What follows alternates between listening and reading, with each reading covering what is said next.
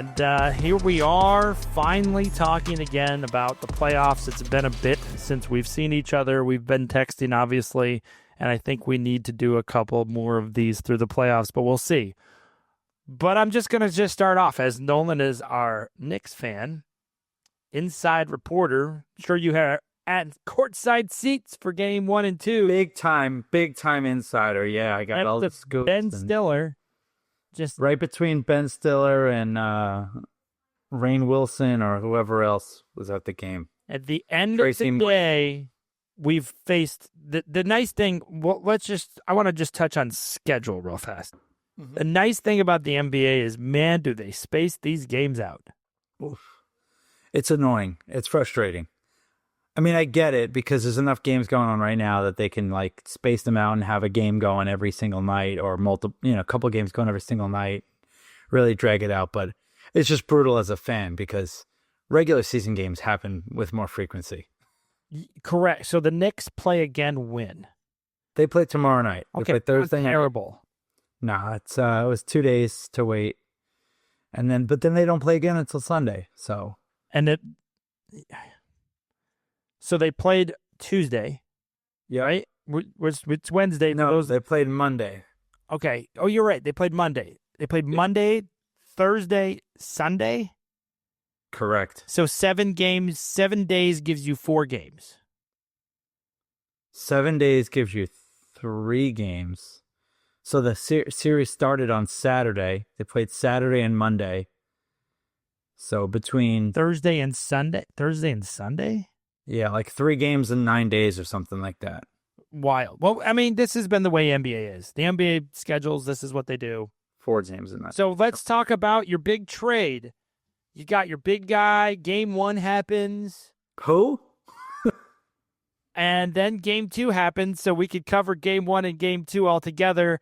This is what I would say you were concerned about with the Knicks. So I will let you spread your worry to all of the Knicks fans. Yeah, I mean, to quote a very cliche meme at this point, they are who we thought they were. Like, they just, everything that I was worried about them all season long, like not getting off to good starts, like not being able to make adjustments, like, other teams having a game plan and the Knicks just being completely like floored by it. It's all right there on display, national television for everyone to see. And they have enough talent on a team to go off on a generational run at any point, and generational in-game run, and steal a game. But I don't think any team in basketball like shakes in their boots when they face the Knicks, and certainly not come playoff time. So this is a very, very losable series for the Knicks against a very, very gritty and hard-nosed defensive team in Detroit with a really great mix of veterans and youth. Yeah. And all that said, if this series were against Boston, I mean, they would have get blown out, both of these games. Like, it wouldn't even been close. I mean, Boston is playing tonight. They're doing fine. No one's worried about Boston. No one's worried. Machine. I mean, if we were just going to go to the Eastern Conference, what we're looking at, no one's worried about Cleveland. They're handling their business. Nobody's worried about Boston, although everyone's trying to make it look like Orlando's going to do something. And Indiana is turning out the way we both thought it was going to. I mean, it helps that they've got a kind of a depleted and,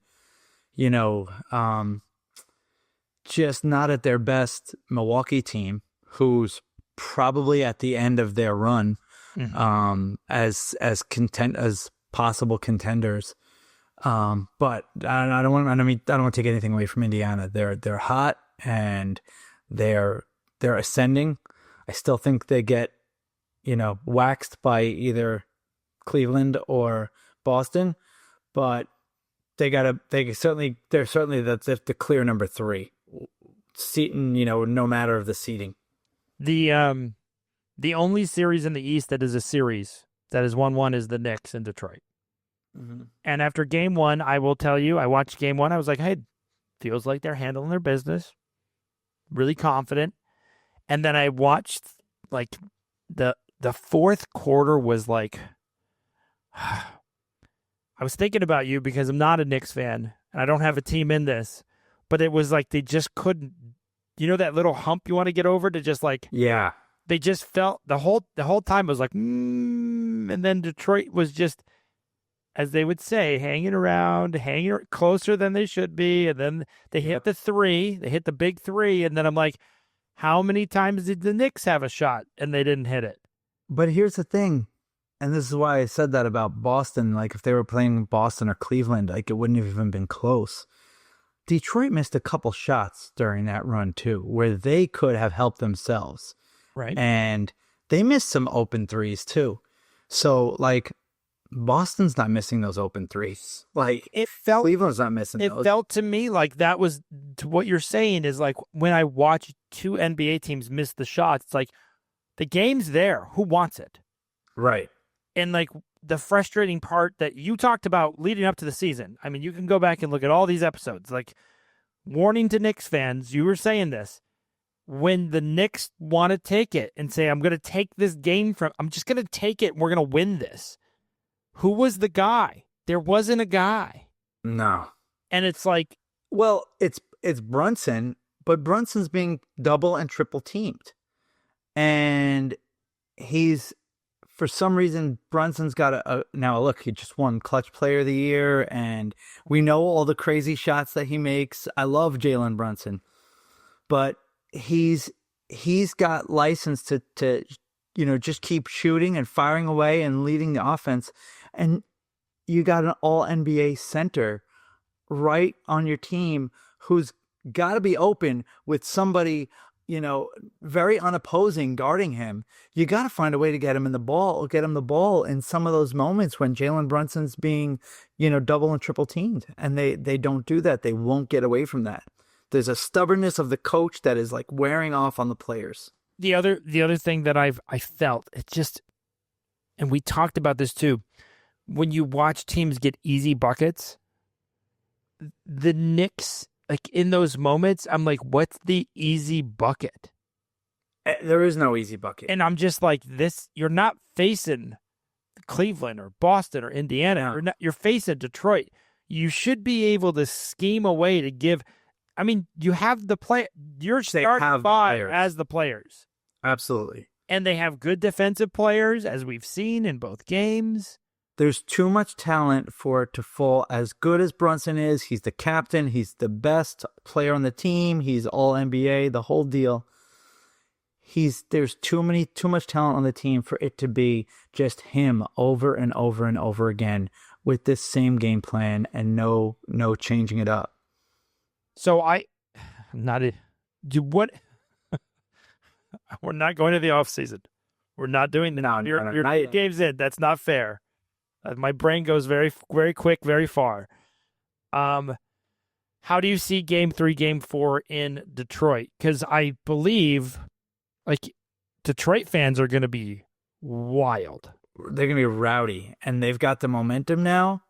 This is what you want as an underdog team. I mean, of course, you like to win every game, but you couldn't ask for, other than winning 2, you couldn't have asked for a better scenario where you win the last one away and you go back to your home crowd.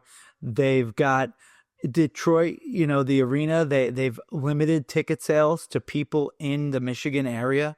Like really? You literally have to show a Michigan or, like 1 or 2 states away, like ID to get into the arena. So they're going to be, because Knicks fans travel. So they're trying to make sure that it's a fully pro Pistons crowd. Good for them, man. Good. Yeah. I like to hear that from like a pro team. Like that's pretty cool. It is. I mean, last year when Knicks played Philly and the Knicks took over their building. The Knicks fans they got on the train and they went down to Philly and I guess the Sixers fans were already thinking about baseball or something. But You're just making sure that even though you're a Knicks fan and you're kind of in pain, you're just making sure the Philly fans know that not only did you lose last year, but you didn't even come close to sniffing the playoffs. it also helps that the Mets swept the Phillies today. So there's a lot of good things happening. But I digress. And you know what? If anyone who's been following us from the beginning knows I'm a very self-deprecating fan. I'm a pessimist. I'm very real, or maybe even unfair at points to my team. But some things you just gotta take a moment to gloat a little bit. So what do you think about Game 3? Do you think the Knicks win Game 3? Do you think they split in Detroit? What do you think is going to happen, and what do you hope happens? Yeah, so full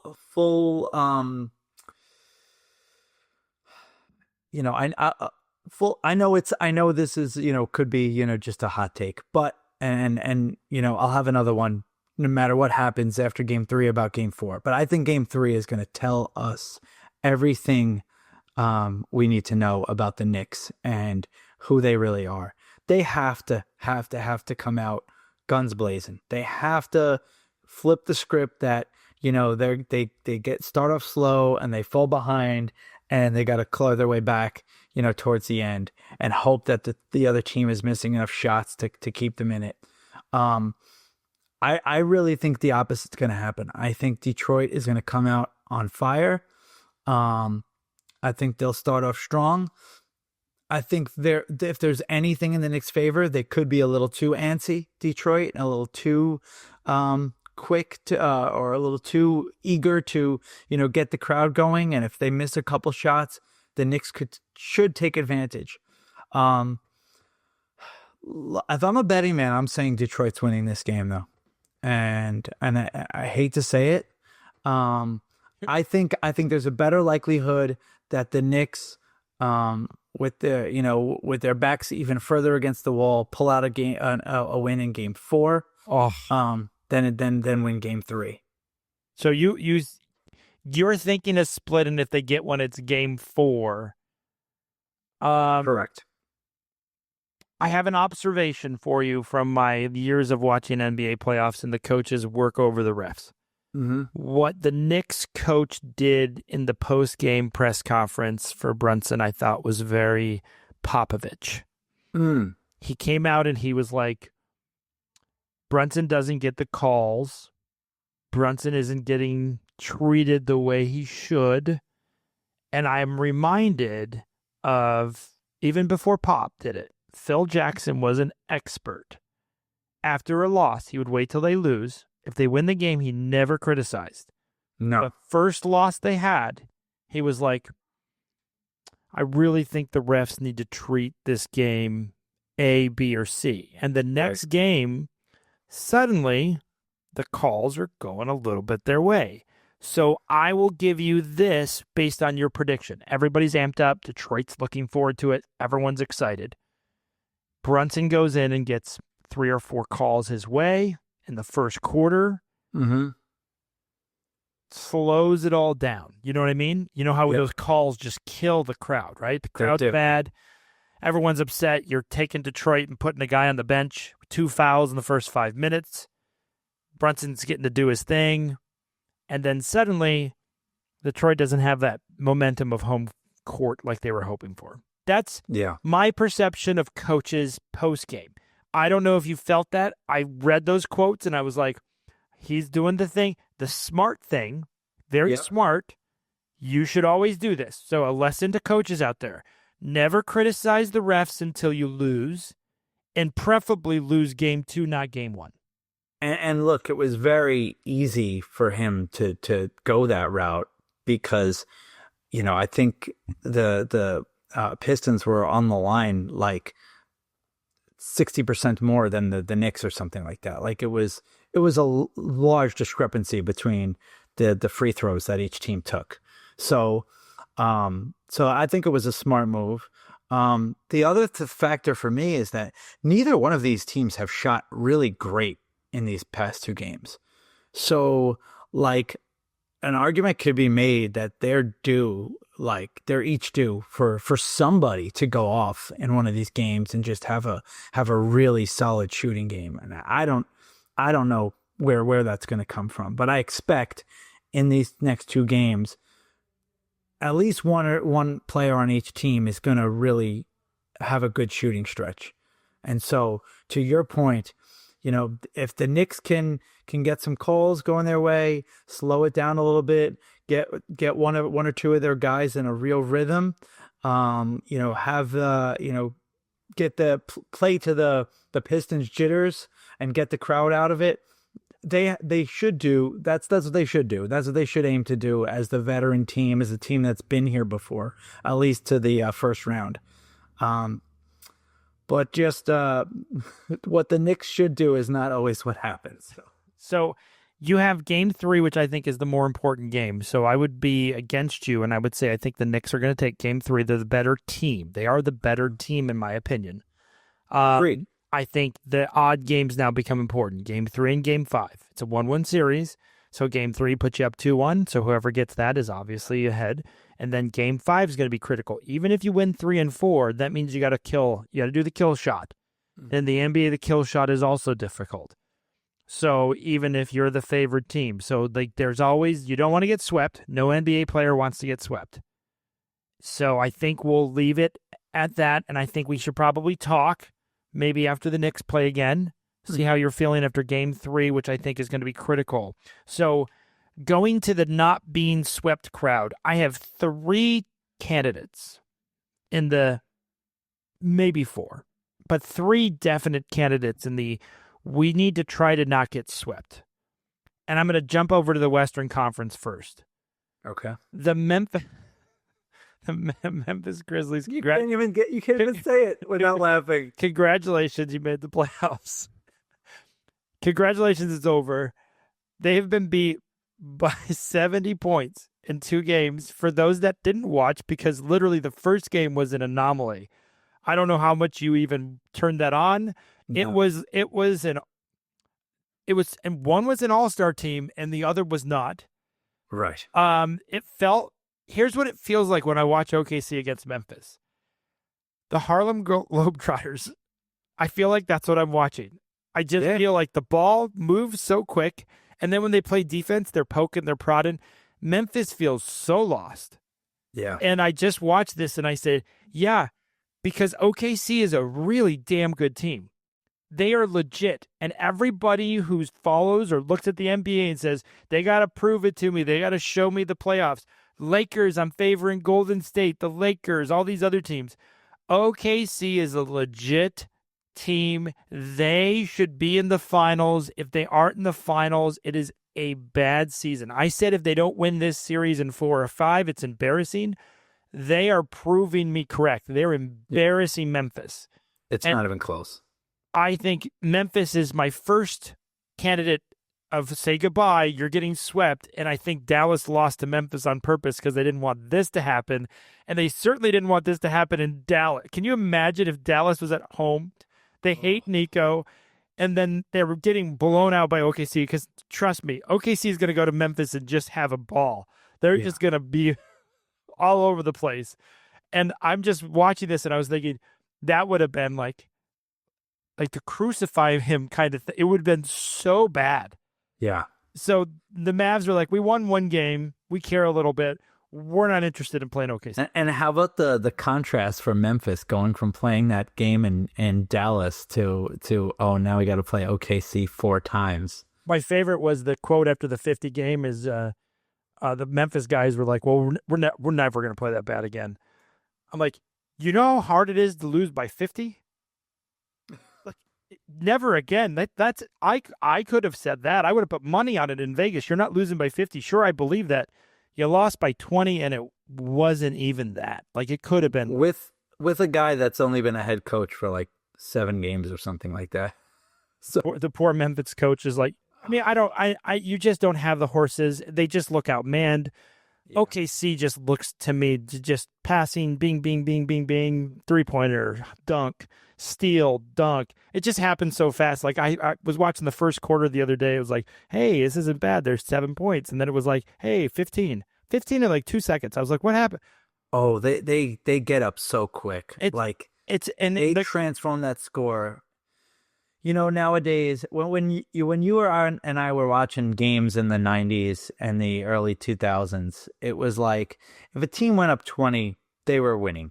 Like if a team went up 20, nowadays you don't really even fret all that much in a typical game if a team is up 20. But like OKC is that on steroids. If they were losing by 30, I would be like, oh my gosh, OKC could make that up in no time. I just love the way they came out. I love the crowd. The crowd is great in OKC. Yep. I love the fact. I love it when pro teams make everyone color coordinate. There's just something cool about here, wear your shirt. And OKC's like, we will wear this free shirt with pride. Oh, they will. Hey, so OKC. They love their thunder. Do you think Memphis gets a game? I don't think so. Okay, I didn't. I couldn't believe that. Okay, OKC. Here's a better question. Better question. Forget that question. It's 70 points right now. That's how much they have the plus minus in this series. Yeah. What is the plus minus going to finish like? 4 games. We think it's a sweep. I will say I think they win the next 2 games by an average of 20. So you have it at 110. They will beat Memphis by 110 in 4 games. I think so. Do you know how really wild that is? Their coach, Thunder's coach, Daniel, who in another universe is a hockey coach with that last name, he is like 10 steps ahead. Like it feels like it. You're not wrong. If Memphis thinks they have a plan in place for Game 3, Daniel already has the backup to that plan, to the backup to that plan, to the backup to the next plan. He's got the 4 games plotted out already. I can't even imagine. I would need to look up who has. He's like Doctor Strange in Infinity War, like looking at all the possibilities, and he's like, well, when you have, he doesn't come up with one. You have like those players. Come on, like he has so many chess pieces to play. He does, and he's having a blast. It just looks like he's having a blocked in. So that I don't. We'll debate if this hurts him or helps him before the next series. We don't even need to worry about that. So that's my number 1 candidate for a sweep. Number 2 candidate for a sweep, I'm going to go with they already had 2-0. Boston beat Magic tonight. Mm-hmm. They had 2-0. Boston, I feel, is methodical surgeon. Yep. They're not blowing them out. They're still playing with them. Orlando certainly has a legitimately good team. I think if Orlando plays the Knicks, they get a couple. Sure. But I look at Boston and I say, we have a candidate for a sweep. Do you see Orlando getting a game in Orlando, making this a 5-game series? I was tuned into the very beginning of tonight's game, and I thought, you know what? Again, I've said this before, like Orlando, if they didn't have so many injuries, they would have finished better probably. They would have been, they might have been a higher seed. They have good players. They're a team that was supposed to be on the rise and making improvements this year. They got bit by the injury bug. So I was like, yeah, I could see it. After Boston just basically, they let them have their fun for a couple minutes and then they just turn it on, and that's what Boston does. They have the ability to turn it on off and on whenever they want to. So I would say no. I would not expect or predict the Magic get a game in this series. I agree. Boston, to me, feels like they understand the importance of not having extra games to get hurt. After game 1, they were beating up Tatum pretty good.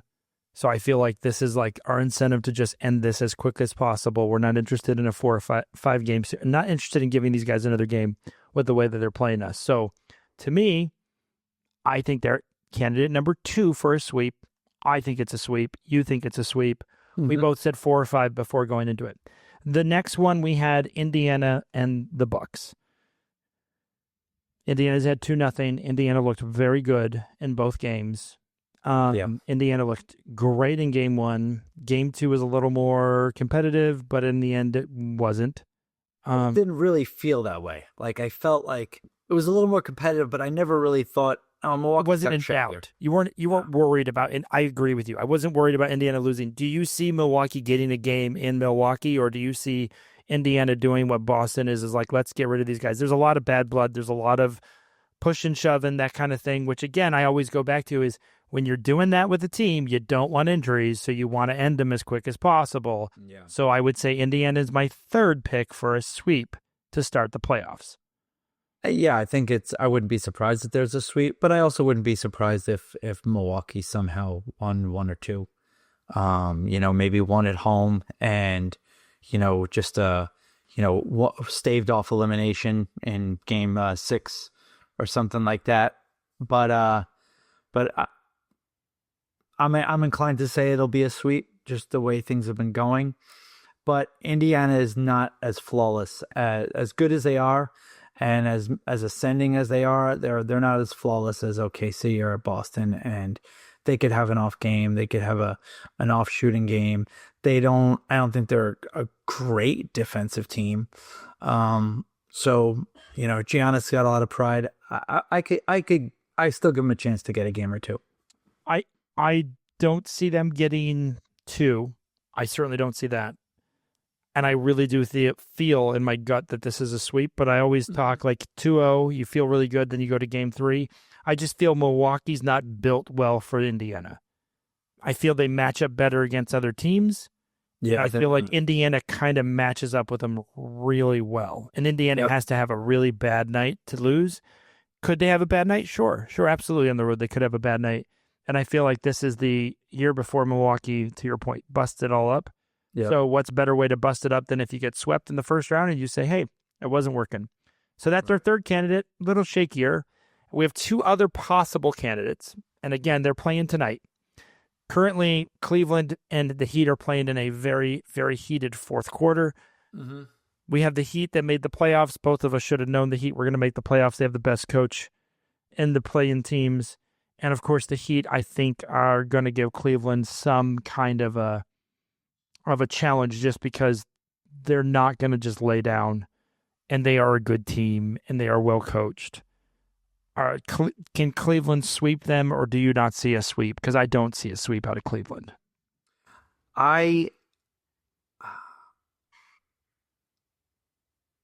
don't. I don't see a sweep either. I think somehow Miami wins a game or 2. Probably 1. It's what you said. Spoelstra to me is the best coach in the NBA, and any given day, no matter what he's got on his team, he can find a way to win. And I have a lot of respect for that guy. It's funny because as I used to trash him all the time as a bitter Knicks fan, I thought he kind of got lucky, and he has just proven himself over the years to be such a good coach. And hats off to Pat Riley, too, for running the organization the way he has. I know they went through the trade with Jimmy Butler. So this is 1-0 Cleveland. They're playing tonight.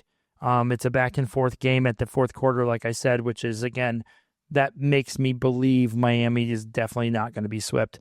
And I will also say, I do think if you look at the last month and a half of the season, Cleveland did show signs that they weren't as much of a juggernaut as they were the rest of the year. They lost a handful of games. I thought you were going to say Miami also looked very strong the last 10 games or so. They actually were putting it together.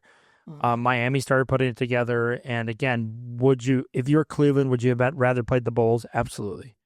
Yeah. Absolutely. And that did not happen. And the Bulls, whimpered away very quickly. Look, Cleveland's going to win this series, but the combination of those two things together, the Heat kind of figuring it out and having the best coach versus, Cleveland maybe coming back down to earth a little bit. I think we both predicted if it ends up Cleveland, Boston like we expected to, we're probably taking Boston. Yep, I would agree with that. So I think those two together, you have to give Miami definitely a chance to win a game or 2. The other thing I'll say about Cleveland is Kenny Atkinson, their coach. He's a really good coach, but he hasn't really had a chance to prove it in the playoffs yet. You know, he was very revered for what he did with the Nets when they had like nothing. Right before they got Durant and Irving, they had all this young team, couple mercenaries, and he made them good and respectable. And then he comes to Cleveland with this much more ready-made team and totally takes them to the next level in the regular season. But the playoffs can be a different animal, and especially against a seasoned coach like Spoelstra. So, yeah, I like the series. It's nice to have a fun 1-8 series. So our trajectory, just so everyone knows, confidence-wise, we were super confident in our first couple picks. Yep. Now we're shaky. So we don't see Cleveland as a sweep. The other one I don't think is a sweep, but it's the trade. So Jimmy Butler goes to Golden State. Golden State wins game 1 against Houston. Houston is facing Golden State because of the play-in games. This is exactly kind of what we thought would happen. Golden State takes care of business. A very close game, much closer than I expected it to be. Golden State goes to Houston and wins game 1. I give this a 0% chance Golden State sweeps Houston. I think this is a great series. Go watch it. It's going to go a bit. It's going to be on for a bit. So we can get into that. So from a sweep standpoint, that's our sweepstakes. That's the teams that we're talking about. We've already covered the Knicks. And then I think we need to get into the other series that I think are extremely of interest for everyone. So Denver and the Clippers, and hats off to you about saying about the Clippers like the way you have been talking. Denver, I mean, again, I'm watching this. This is, I will just say this, I am entertained. Oh, I love it. Denver and the Clippers, yes, there's a lot of flopping and flailing. That's the NBA, and today you have to deal with that. But as far as like the ball movement, guys making clutch shots, I mean, what was it? Who was the Clippers? Norman, wasn't it? Who hit the huge three? And Norman hit the huge three, who you've talked about all season long about how great he's been playing. And Kawhi was unreal in game 2. Yep. Game 1, the Denver Nuggets got it. I wasn't expecting them to take game 1. I thought the Clippers were right there on the doorstep. Both games were super duper close. Like, this is not going to be a 110-point difference. This is going to be like the winner won by 5. Yeah. You won 4 games and you won by 5 because every game's 3 points, 2 points. It would not surprise me if every game comes down to the wire. These teams are, and again, Denver has a brand new coach who's been there for a day, but Jokers come to play. This is great. It's just good basketball. Yeah. It's great basketball. It's got so many great storylines to it. I mean, there's so many good, like, the NBA is so much like a soap opera. I mean, more than any other sport, because of like the personalities. And it's like, you look around at the cast of characters, like, I don't know. I'm just like mesmerized that we're seeing this game with, Harden going up against Westbrook. Yep. The 2 guys from OKC who Durant bailed on and have yet to win a championship. I'm a big Russell Westbrook fan. He was my favorite non-Knick for many years, and I love that he's still in it and kind of reinvented himself. And nobody expected him, I don't think. Can I make a comment on Russell? I was watching the game. He does, in a matter of 10 seconds, he does the most incredible thing and then the most silliest thing. Always, though. And if you watched him through his career, I said, that's him. What you're getting at this point. No one can be upset when he makes a silly play, throws the ball away, dribbles it off. Because he's full throttle. He's not. But then again, like, going on. He'll jump over a house to get a rebound and throw it to a guy midair, and you're like, that is the craziest, coolest play I've ever seen. Yeah. And then the next minute, he's turning the ball over when you could have just held on to it. You didn't even need to dribble. He's never been known as a knockdown shooter, and yet he's got the confidence of one. And the thing is, I've been around long enough to remember him when he played ball with UCLA, and he was just, again, these guys you can see from a mile away. He's a pro through and through, and there's no one will ever question his effort. But I always laugh about it. He's like Heckle and he's just 2 different human beings in like such a short time. Yeah. And you're like, if you just make that great play 2 times instead of the silly play, you're like, remember forever. Take it away. Yeah, yes. And it's very quick. But I think that's why he's great off the bench, and I know he's playing more now, and he's been more involved with the Nuggets now because of injuries and stuff. But he's helping them way more than he's hurting them. I will always argue this when everyone talks about Russell. He's always been a net positive. Even those silly plays, like I still remember when he was playing with the Clippers. He was the only guy playing with the Clippers against the Suns. Yeah. And he was like getting a triple-double, and he like made the Suns have to like work really hard just to beat them. So this is a great series. I believe we both went with the Clippers, but man, this could go either way, right? It could go either way, and one of these teams could win in 5, and yet it could be one of those series where like, no, it was a lot closer than the final. I would be surprised. You're not wrong.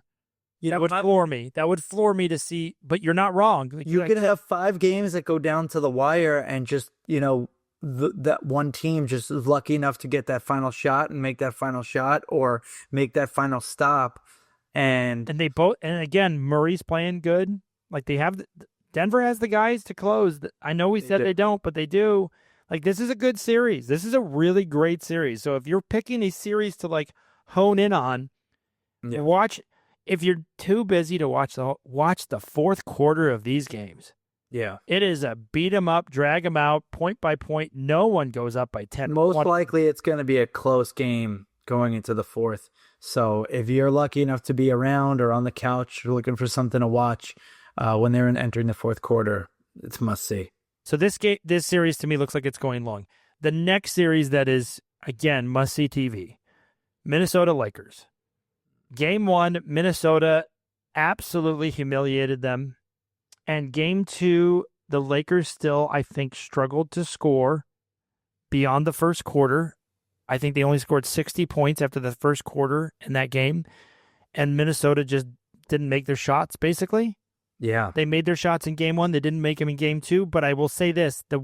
Here's a couple things that I noted, and I'm going to go first on this one. There's an ease to getting to the rim that I'm seeing with Minnesota that I'm not seeing with the Lakers. When I'm watching this game, I'm watching, like, if Minnesota decides they just want to drive, I feel like you can go in and lay it up. They don't make. Does it have anything to do with the fact that the Lakers have really no inside defensive presence whatsoever to speak of? I think there's 2 things that happen with that. One is Minnesota can hit their threes. They all can.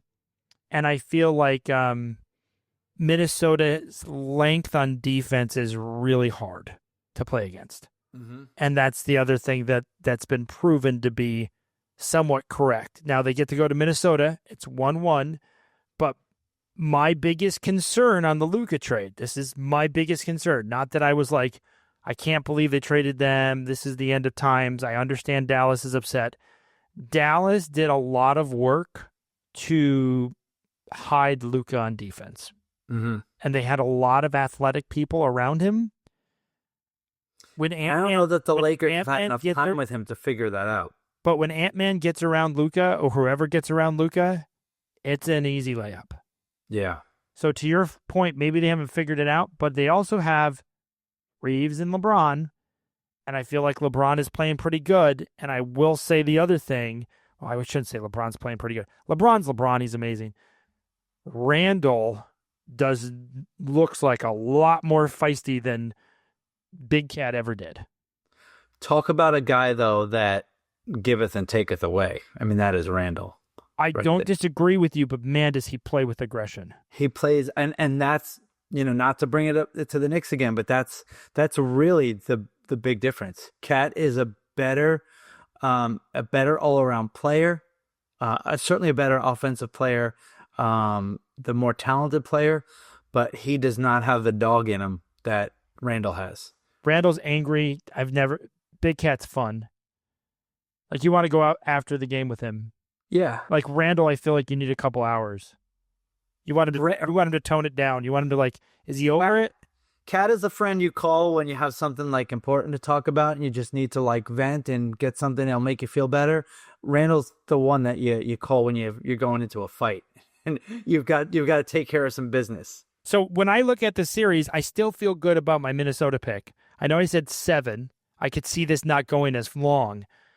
I feel there's a lot of going into these playoffs, the Lakers and Golden State biases, and we'll get to the Golden State series in a second. But that's my view. I still feel pretty good about Minnesota just by what I've seen.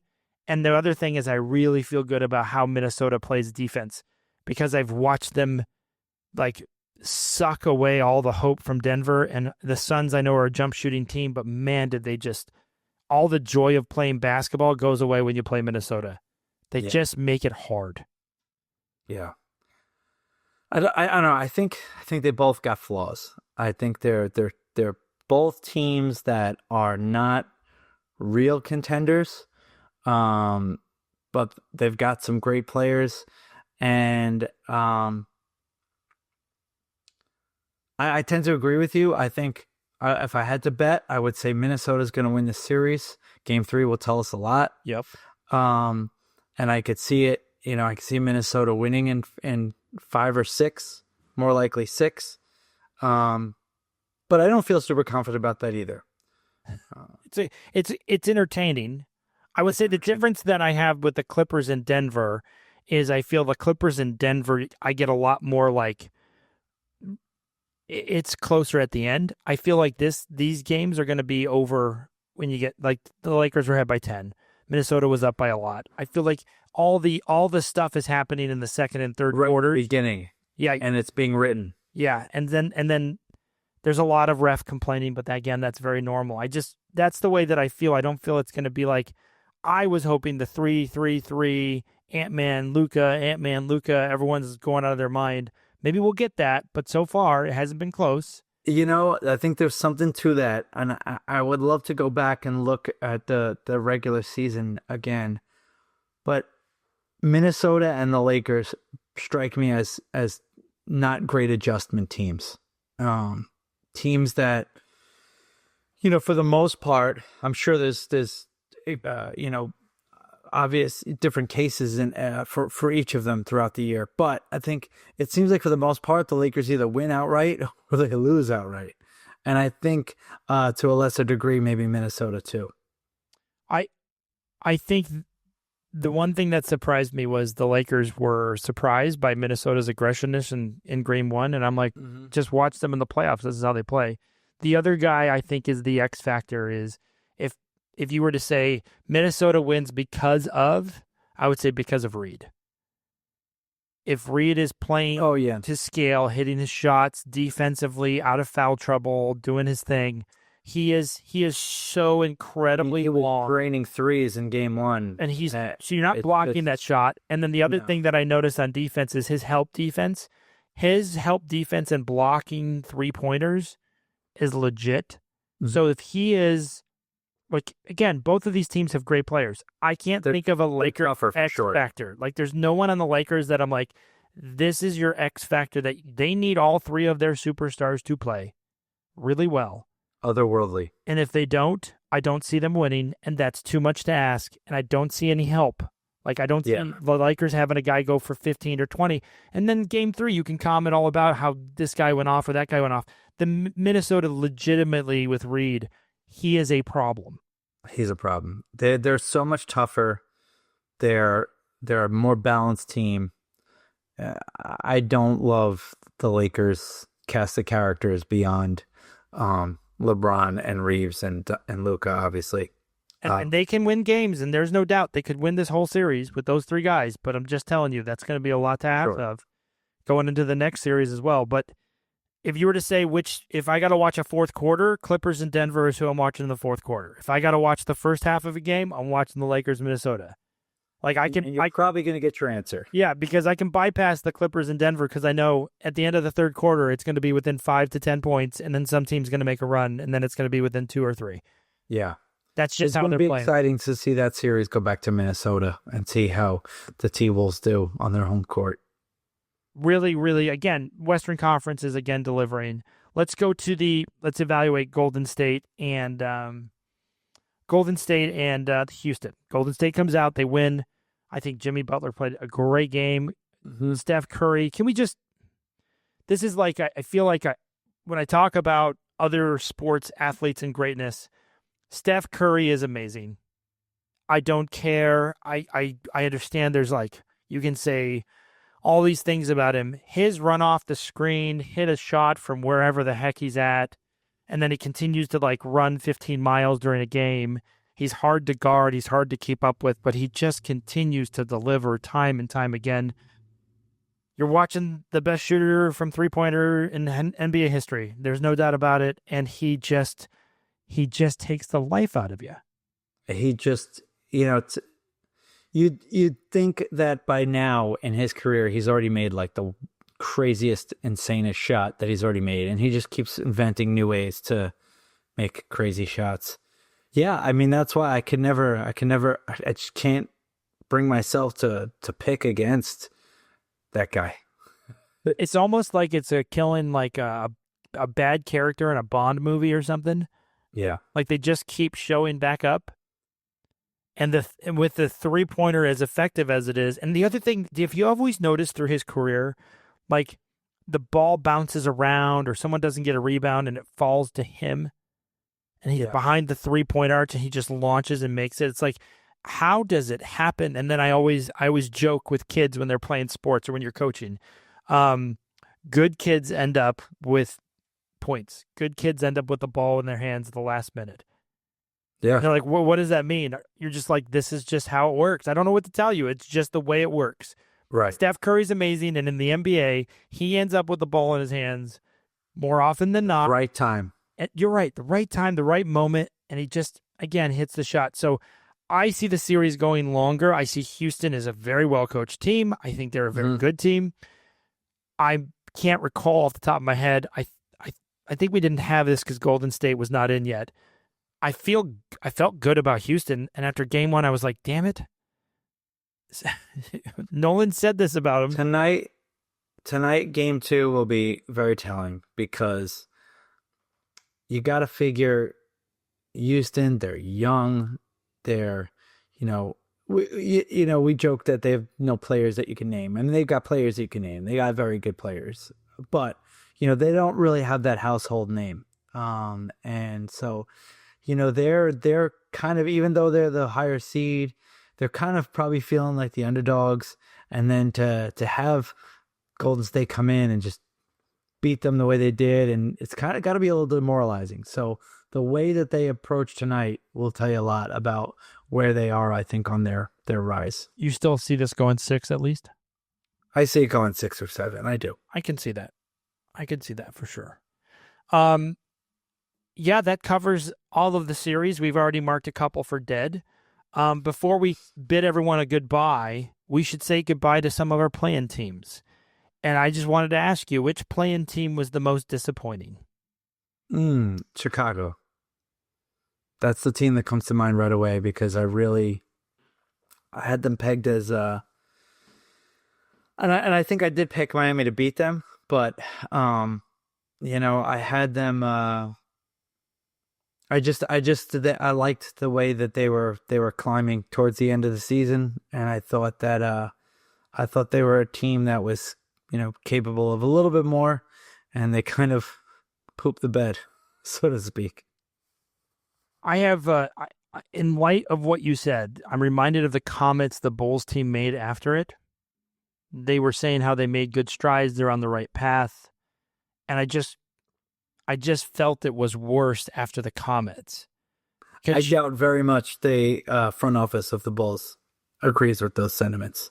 I think they're looking at how they can improve the team, because if you're in the playing game and you put up that performance, like you're not in the top 6, which is where you would say we're improving, and watching Detroit do what they did makes a lot of people have hope. That's true. Especially in the Eastern Conference. That's a good point. But the Bulls' comments after the game were not that great. I would say that, to me, I was more disappointed in Atlanta. I still feel that Trey is he's good, but he's not Brunson good. He's certainly not Steph Curry good. Mm-mm. He's certainly not Steve Nash good. Certainly not Shea Gilgeous-Alexander good. He feels to me like the off-brand top market shelf item. Yeah. And I feel like if you're Atlanta, I would I would shop him. I don't think you can win anything with Trey. I don't think so either. And I felt that, especially like can you imagine him playing against like Detroit? Like, I just feel like there's a reason you're in the play-in game. And the thing that's crazy is they made the Eastern Conference one year with him. So it's like, I don't know if I'm crazy and that maybe I sell too fast in the NBA, but I just look at the grand scheme of things. I just feel like he's detrimental on defense, and there's not enough positives on offense for me. Not enough. Exactly right. And he can go off on incredible shooting games. But he can also disappear too. And when he disappears, it's like disappears with turnovers. Yeah. It doesn't disappear and you don't feel it.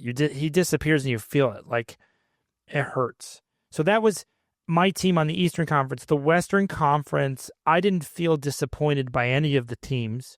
No, because we kind of called it. And the only thing that I was hoping, and this is my selfish hope because I have family in Dallas, I was hoping the Mavs would have won because I was really hoping to see a Game 3 with OKC and Dallas because they would have burned it down. Right. So I was watching, I don't know if you've watched, the Dallas Stars are playing at home, and they play in the same arena as the Dallas Mavs. Right. And in that arena, again, hockey playoffs, not basketball, people were wearing Fire Nico shirts because they don't regulate it.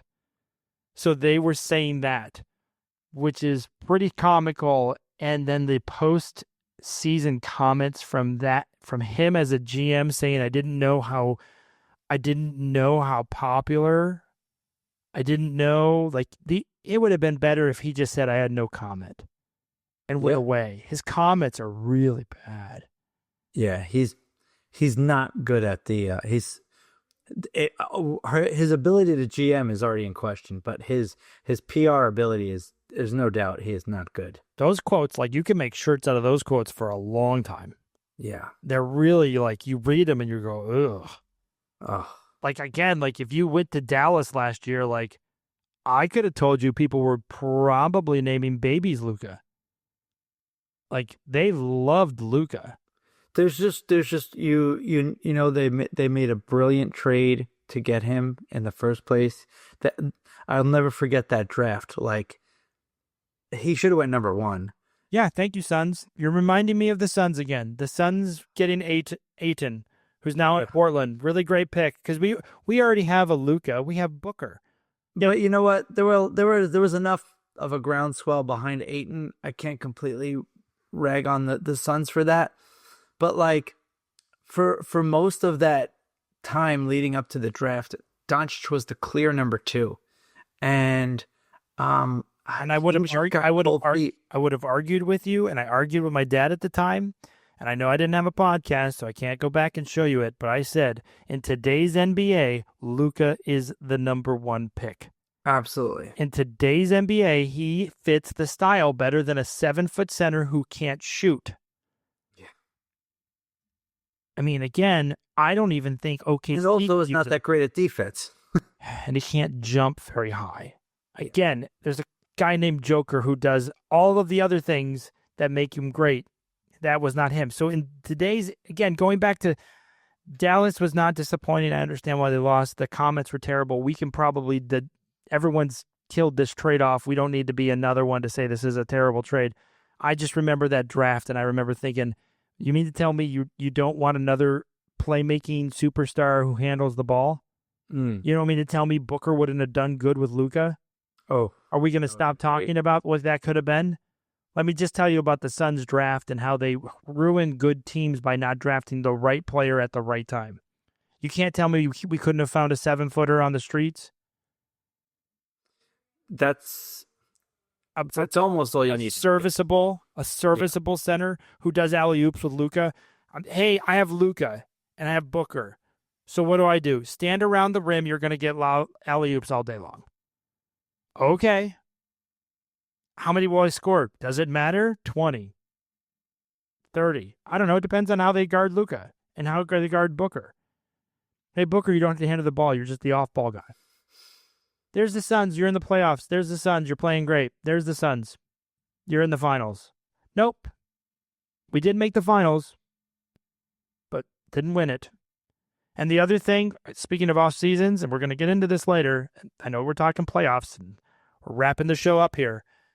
The Suns owner's press conference and Nico's press conference, if you combine the two worst press conferences you can have post the season. Because the Suns owner literally said, I'm working to bring championships. Can we get one? Oh. If the Boston Celtics have an owner who says, I'm here to bring championships, everyone goes, oh, yeah, that makes sense. We're Boston. We win championships. Right. Or the Lakers, we win championships. If you are the owner of the Utah Jazz or the Phoenix Suns or any team that has not won a championship, do not use the plural, ever. No. Use the singular. Because if I was the owner of the Knicks and I said, I'm bringing a championship back, the Knicks fans would go, thank the good heavens, we want one. Yeah. What the Suns fans would give for one. Forget two, forget three, one. Let us get one first, and then we'll get greedy and look for more. And both of those press conferences, again, to your point about PR people, we could have done better. Yeah. Give us nice suits. We could have done better. So you're disappointed. That's what they should do. They should just have the fans. They should just interview a couple fans at the end, and have the general managers listen to them. They're lucky they don't do what the White House does and let in independent news agencies go and ask them questions. Right. Because what they do is they bring in the regular newspapers and they're like, hey, these questions are off limit. I guarantee you Dallas is doing that. The Suns did that. They're like, we want to look good. We want to have softballs. You bring in independent journalists, it's like, hey, AD? That's all we got? You want to explain that one? All right. Couldn't have gotten more? One team you dealt with in the Western Conference? You couldn't have traded him to the Eastern Conference? Seriously. Where you don't see him at all? The Lakers of all teams. It would have been comical fiction if they would have called the Knicks and the Knicks trade Brunson for Luka. That would have been comical fiction. Dallas gets Brunson back and but of course they call the Lakers, not the Knicks. Oh, dear Lord. So there we are. We're in the playoffs. We'll do another show this week. We're going to do a couple more shows as we get running. That's good. We both feel pretty confident, but we got some entertaining matchups. We also have some matchups that are put them to bed. I will say the entertainment about OKC to me is how many points will they win by? That's the fun for me. It's playing NBA 2K on rookie level. Don't you feel like they should have the noises like he's heating up? Totally. And then they can't miss. I felt that first game. I just want a game with all those sound effects, like as the ball's whipping around, swoosh sounds and instead of Memphis, the music, someone should do that. Like OKC should be doing that. That would be so awesome. Like to hear that in the background. Yeah. Ideas. There we are. We're the ideas. You heard it here first. Use the exactly. As always, Nolan, I know you're stressed about the Knicks. We'll talk after that game 3. And thank you, everybody, for watching. Don't forget to subscribe. Don't forget to like. And we'll be with you these playoffs, looking at the NBA. I'm your host, Brendan. That is Nolan. Bye now. Have a good one.